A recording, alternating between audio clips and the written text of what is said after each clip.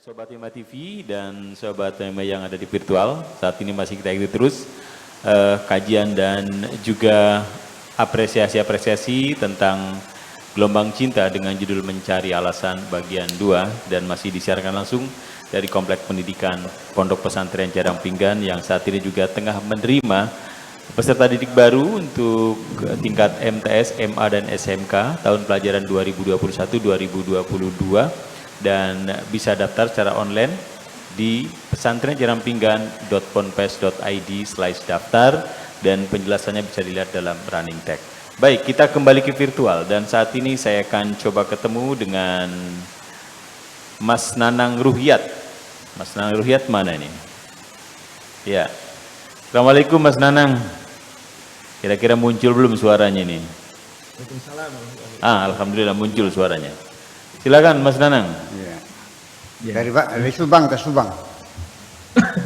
Dari mana nih Mas Nanang? Dari Jakarta. Oh, Jakarta. Ya, ya. Suaranya kurang naik kayaknya nih volumenya. Ya, ya. Oh iya, baik, saya dekatkan. Terima kasih Buya, Assalamualaikum. Waalaikumsalam warahmatullahi. Aftar, Ya. Ustadz Ato, ada Pak Prof Hans di sana. Baik, saya mengamati terus puisi-puisi Buya selalu terkait dengan cinta. Saya jadi ingat diskusi saya dengan istri saya yang lulusan psikologi. Sementara saya kan bukan psikologi dari seorang teknik mesin gitu ya. Ada 3 dimensi cinta dari Steinberg. Nah, ini mungkin Prof Hans lebih menguasain. Dia ada 3 dimensi cinta itu. Pertama tentang keintiman, kedua tentang gairah, yang ketiga tentang komitmen. Saya rasa sudah bisa dipahami. Nah, dari Apa tadi gairah, komitmen, keintiman. Ya. Keintiman itu elemen emosional di mana meliputi perasaan yang menunjukkan adanya kedekatan, keterikatan, dan keterkaitan secara emosional kepada pasangan. Intimasi juga meliputi perasaan yang menimbulkan kehangatan dalam hubungan percintaan. Sementara gairah, ya gairah, elemen hasrat ya pada romantisme, pada fisik, seksual, hubungan cinta seperti itu. Sementara komitmen ini elemen kognitifnya dari cinta dalam jangka pendek mengacu pada keputusan untuk berkomitmen, bercinta dengan pasangan. Nah, dari 3 elemen itu akhirnya diterapkan ada 8 jenis cinta. Nah, yang pertama tidak ada cinta, ya, non love gitu ya. Ya mereka berhubungan antara suami istri tidak ada cinta, walaupun pada akhirnya ada anak dan sebagainya gitu. Jadi berubah dengan waktu gitu ya.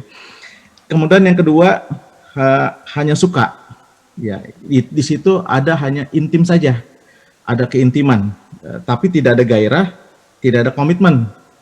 Nah itu yang kedua. Yang ketiga cinta nafsu, yang muncul adalah gairahnya saja, komitmen dan keintimannya tidak ada. Nah, kemudian ada juga cinta hampa, itu yang ada hanya komitmen saja, tidak ada keintiman, tidak ada gairah, hanya komitmen. Nah, yang kelima cinta romantis. Nah, di sini ada gabungan antara keintiman dan gairah, walaupun tidak ada komitmen. Nah, ini yang hati-hati nih. Sepertinya romantis gitu, wah, ini idaman dan sebagainya, tetapi dia tidak punya komitmen, sehingga banyak sekali wanita yang kecewa pada akhirnya. Yang keenam itu cinta persahabatan, nah, di mana ada keintiman, ada komitmen, tapi tidak ada gairah. Nah mungkin pada akhirnya ya bisa juga gitu ya. Nah ini yang terjadi. Nah, yang ketujuh cinta buta. cinta buta. Cinta buta. Ada gairah, ada komitmen, tapi tidak ada keintiman. Jadi ya hanya ya itu aja lah gitu. Nah, tidak ada keintiman. Mungkin Prof Hans bisa menjelaskan lebih dalam. Yang terakhir adalah cinta sejati. Nah, yang cinta sejati itu menyangkut ketiganya. Ya. Yang disampaikan oleh Buya dalam puisi-puisinya selalu mengedepankan cinta sejati. Ya, ya. Walaupun pada akhirnya membutuhkan waktu yang lama, di mana pasangan ini ada perceraian, ada pertengkaran dan sebagainya. Ya, Pada ujungnya ketemu dengan cinta sejatinya. Itu indah sekali, indah sekali. Nah, dari kenyataan yang ada, Bu ya, untuk mencapai waktu tersebut, ya, cinta sejati, remaja-remaja saat ini, Bu ya, banyak yang berkomitmen tidak mau menikah. Kenapa? Karena orang tuanya mengalami kasus-kasus perceraian yang akhirnya memiliki kesan buruk pada diri mereka dan mereka akhirnya tidak mau menikah. Nah, ini berbahaya sekali. Mahasiswa-mahasiswa yang tingkat akhir dan sebagainya itu banyak sekali ketika diwawancarin tidak mau menikah karena itu tadi, karena riwayat orang tua dan sebagainya, sehingga mereka tidak mau tersakiti dengan cinta.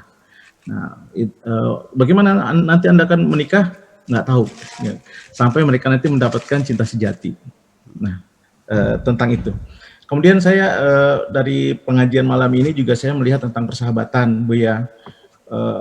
Komitmen dalam persahabatan itu terkadang palsu, baik dalam persahabatan atau ketika kita mencari guru.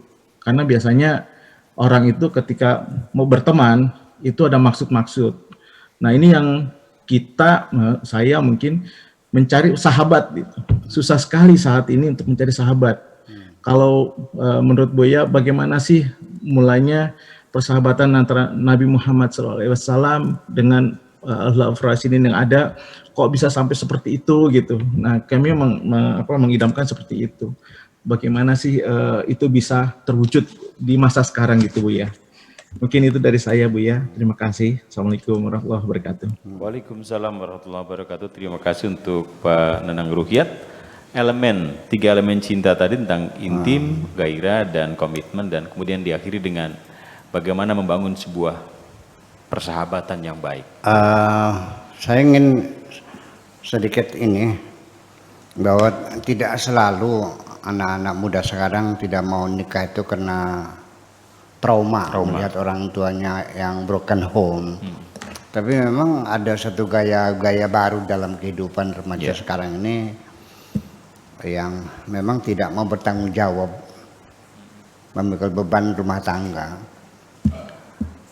Seorang bintang film yang sangat anggun bermainnya namanya Catherine Deneuve. Dia pasangan dari seorang aktor yang terkenal yaitu Alain Delon. Catherine Deneuve itu bermainnya selalu berperan sebagai perempuan yang mulia. Di masyarakatnya juga terhormat kok. Tapi dia itu hidup sama Lipen dengan seorang lelaki sampai punya anak 4. Baru dia yakin bahwa ini jodohku. Baru kawin setelah punya anak 4. Itu gaya hidup di sana dan tidak mengurangi penghormatan masyarakat. Kita di sini berbeda, kita negeri ini dari timur ya. Saya kira punya nilai-nilai norma yang berbeda dengan mereka. Kemudian juga di antara cinta ini macam-macam ini, yang cinta buta, cinta sejati, cinta romantis, persahabatan, cinta hampa, cinta nafsu. Ada lagi cinta goblok nih. Saya tahu satu lagi cinta goblok. Tapi sebelum saya mengenai cinta goblok, saya minta ke Prof Han dulu untuk merespon pertanyaan tersebut. Silakan. Halo Prof Hans. Ini ada yang request nih ceritanya nih tentang beberapa model cinta tadi yang melahirkan dari 3 elemen melahirkan 8. Kemudian tidak ada cinta, kemudian cinta atas dasar suka, kemudian cinta nafsu, cinta hampa, kemudian romantis dan komitmen, cinta buta, dan yang terakhir cinta sejati. Cinta goblok nanti ya. Cinta goblok bagian Buya nanti. Silakan Prof. Iya, di psikologi itu macam-macam teori cinta ya, tapi salah satunya itu memang yang dikemukakan oleh Sternberg tadi, itu pembagian umumnya cuma 3 saja, tapi disilang-silangkan menghasilkan 8 itu. Nah, intinya itu yang tadi, intimasi bahasa Inggrisnya, cinta yang intim itu biasanya mengarah ke keterhubungan, hati ke hati seperti yang diceritakan Buya tadi, kedekatan emosional, saling kepercayaan dan lain sebagainya. Lalu ada passion itu yang diterjemahkan sebagai apa tadi, gairah atau gelora mungkin seperti itu passion dalam bahasa Inggrisnya. Dan yang terakhir itu komitmen, bahwa mereka itu menjalin relasi dengan keinginan membuat relasi yang enggak dangkal, tapi relasi jangka panjang. Nah, itu yang disebut sebagai cinta yang berbasis komitmen. Ada cinta yang berbasis gairah tadi, passion, dan ada cinta yang berbasis intimasi dalam bahasa Inggris. Tapi ada satu teori lain lagi yang dikemukakan oleh Erich Fromm yang cukup dalam memahami cinta. Dia tulis buku The Art of Loving, Seni Mencintai. Erich Fromm ini juga turunan dari psikoanalisis Buya, bahwa bagi dia cinta terdalam itu dalam bahasa Inggris disebut unconditional love, cinta tanpa syarat. Nah, itu cinta di atas segala cinta. Dan saya kira yang disampaikan Buya itu lebih mudah dikoneksikan dengan definisi unconditional love tadi, cinta tanpa syarat. Saya kira itu saja tambahan dari saya. Makasih.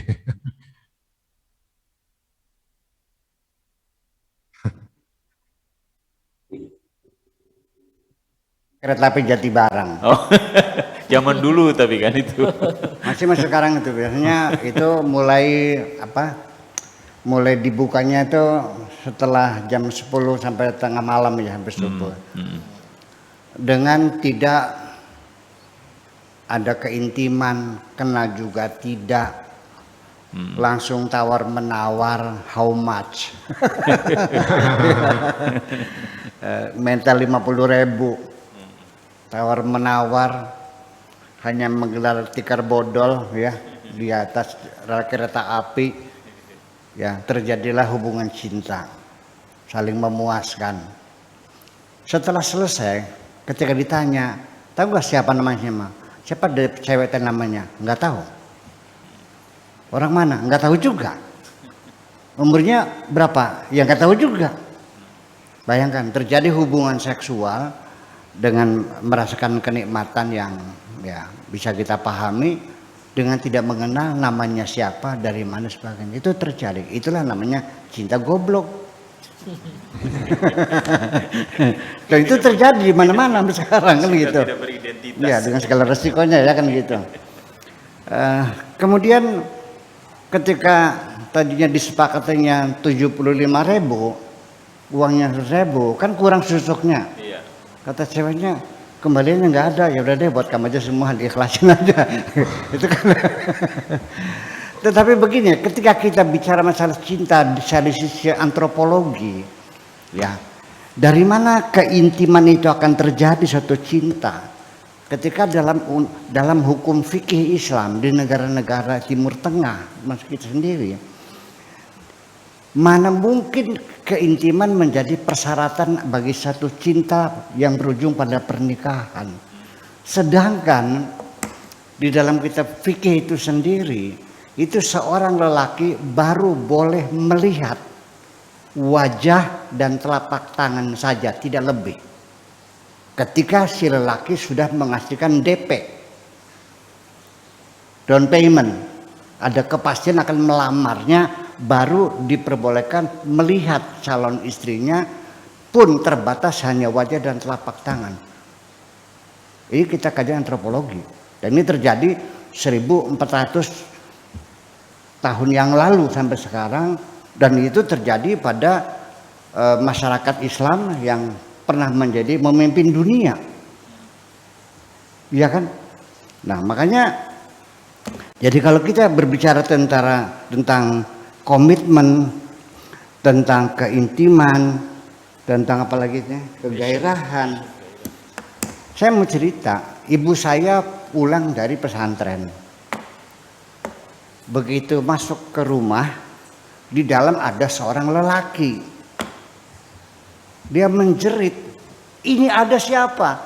Lalu kata ibunya, kata nenek saya, itu adalah suamimu. Artinya yang dikawinkan tanpa sepengetahuan ibuku. Karena dalam fikih Islam semacam itu, bahwa anak gadis boleh dikawinkan secara paksa. Yang sekarang oleh negara dicabut itu, ya sudah tidak boleh lagi paksa macam itu, ya kan? Dan saya seumur hidup tidak pernah melihat atau mendengar bapakku mengatakan I love you kepada ibuku. Saya tidak pernah melihat ada kemesraan antara ibu dan bapakku. Tetapi saya akan mengatakan bahwa ibuku sangat setia ketika ditinggal mati bapakku, usia masih muda, banyak orang yang melamar. Dia tetap mengatakan tidak ada lelaki yang sehebat bapakmu itu. Nah ini kan persoalan, kita kan bicara misalnya hidup. Ya, jadi kita jangan dipilah-pilah perasaan manusia nggak bisa dipilah-pilah seperti itu tanpa cinta. Nah, zaman dulu diyakini ada namanya cinta setelah perkawinan. Setelah kawin baru cinta itu muncul. Kita seringkali melihat, bukan silakan kita survei di sini. Ini datanya masih lengkap di kantor-kantor urusan agama, di pengadilan negeri, pengadilan agama di Indramayu. Silahkan lihat kasus perceraian, sudah ada keintiman, ada kekomitmen, ada kegairahan, pacarannya sudah 3 tahun. Setelah kawin 3 bulan bercerai lagi. Sangat banyak sekali. Ada lagi yang bertemu hanya sekali kok. Di pengajian saya di sini ketemu gitu. Ya kenalan sebentar, lalu tertarik, kemudian 1 minggu kemudian baru cerai. Alhamdulillah panjang jodoh, bahagia, luar biasa. Ada yang ketemu kebetulan di kereta api, berangkat sama-sama ke Jakarta. Penasaran besoknya main lagi, terjadi kesepakatan dan menikah, hidupnya bahagia. Yang tanpa pacar dulu, yang tanpa pacaran berlama-lama, hidupnya lebih stabil daripada sekarang yang banyak pacaran lama-lama. Jadi saya kira kita bicara dengan teori dan realita yang ada semacam itu, apalagi di kajian antropologi semacam itu. Nah makanya yang ada nanti dalam teorinya ini, tahapan-tahapan cinta itu sendiri, pertama ya namanya al-wuddu. Namanya al-wuddu. Kemudian yang kedua al-ishqu. Kemudian al-gharamu.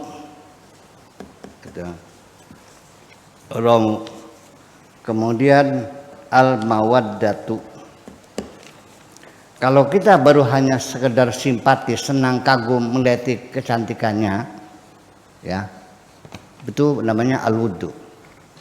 Tetapi kalau kita sudah berkenalan, sudah tukar nomor HP, sudah alu-aluan, sudah janjian, sudah makan bersama di restoran, kan gitu, sudah saling pegang, saling mencium, kan kemudian ada kerinduan, itu namanya al-ishqu. Kalau sudah pernah tidur bareng, ya, itu namanya al-gharamu. Kalau sudah kawin baru namanya al-mawaddah. Kita memberikan simbol-simbol yang berbeda, nama-nama yang berbeda bagi cinta pada tahapan-tahapannya. Seperti nama binatang juga ya, seperti binatang. Ikan gabus tuh, kalau dia baru bertelur, kan sebesar ujung jarum tuh, itu namanya bayong. Kalau sebesar ini namanya kocolan. Besar lagi namanya kincling. Sebesar lengan namanya boncel namanya. Kalau sebesar paha namanya deleg. Ya kan gitu. Jadi kadarnya itu diukur dari fase-fase yang tersendiri. Ya saya kira untuk melengkapi sebagai wacana pengetahuan boleh sajalah teori-teori cinta dibagi-bagi semacam itu. Nanti pada akhirnya bahwa ternyata banyak sekali rumah tangga yang bahagia tangga melalui prolog percintaan yang berlebihan kok. Yang penting ada tekad baik masing-masing untuk hidup bersama. Saya kira mungkin komitmen itu yang diperlukan. Maka saya kira begitu aja.